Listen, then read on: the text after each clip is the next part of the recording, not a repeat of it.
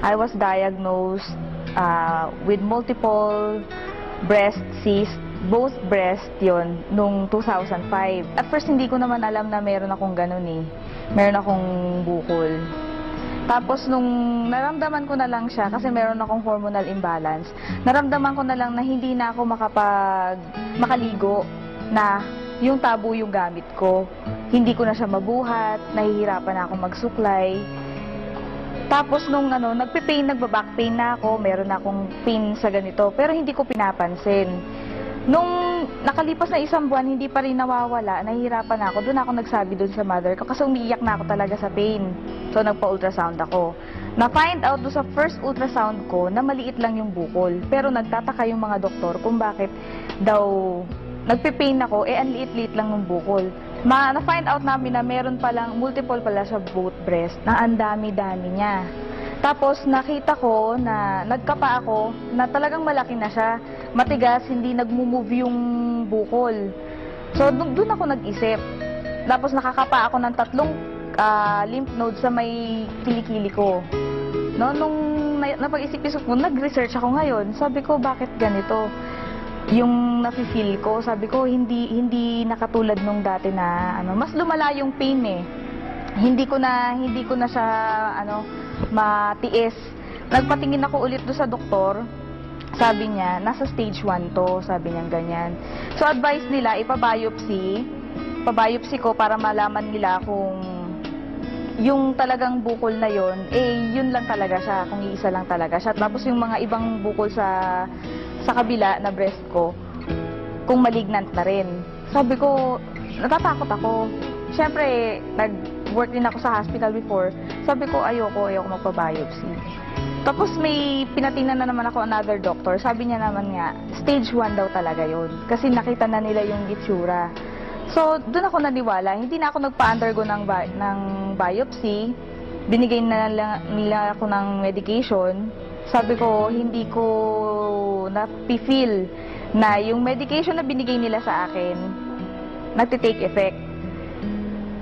Nagpunta ako sa herbalist, binigyan niya ako ng mga products ng herbal, tapos yung nag-undergo ako ng 1 year na puro vegetarian diet lang. So, binago ko yung lifestyle ko. Nakaigi naman yun sa akin, pero hindi pa rin lumiliit yung bukol. Nag-isip ako ngayon, sabi ko, ano kayang pwede kong gawin para totally mawala na siya? Kasi ang advice nga sa akin, i-remove eh. Siyempre, dalaga ako. Nakakaano naman yun, wala kang breast, kadalaga mong tao, di ba? Yun, frustrating sa, nakaka-depress, nakaka-frustrate.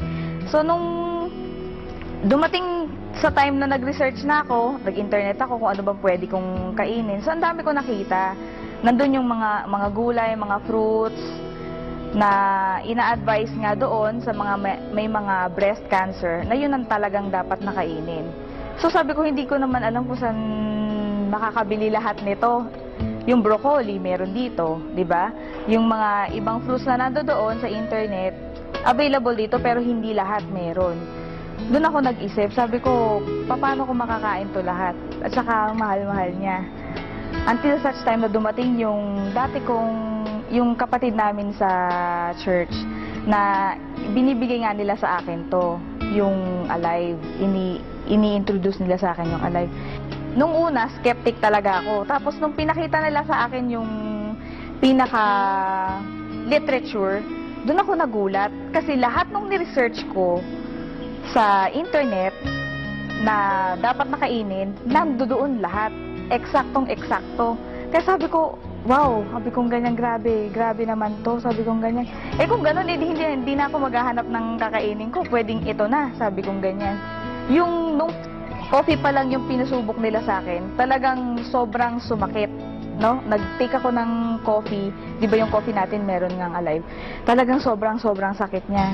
Napakapit nga ako sa sa wall, tapos pinagtatawanan nila ako kasi nga, sabi ng ganyan, yan pala nga tinitake mo, nagpe-pain ka na. Sabi niya, ibig sabihin yan, reaction. Which is alam ko naman dahil hindi na bago sa akin yung herbal. Nung nag-take na ako ng capsule, doon ko naramdaman na nakakaginhawa, nakakaigi. Hanggang sa nakapag 1 month ako, na-gradual yung pag-inom ko, hindi naman bigla. Kasi doon sa isang capsule pa lang na-feel ko na na merong may reaction ako naramdaman. Pero hindi ko isininto kasi naniniwala ako na makakatulong talaga sa akin ng malaki. Hanggang sa nag-isang buwan, nagsabi ako doon sa mama ko, sabi ko, maganda ma, sabi kong ganyan kasi nalelesen yung pain, pati yung back pain ko sa likod, nawawala, sabi kong ganyan. Tinuloy-tuloy ko hanggang sa nagpatingin ako, tapos kinapa ko siya ulit. Yung bukol, maliit na lang. For 2 months yun. Kasi nagdag na 9 capsules na ako eh. So, hanggang ngayon, continuous pa rin, tuloy-tuloy yung medication ko. Hindi ko tinitigilan yung Alive. So, ngayon, maliit na lang siya. Maliit na lang. Tuloy-tuloy pa rin yung medication ko para totally ma-dissolve na yung bukol. Malaking malaki po ang naitulong ng Alive. Sobra.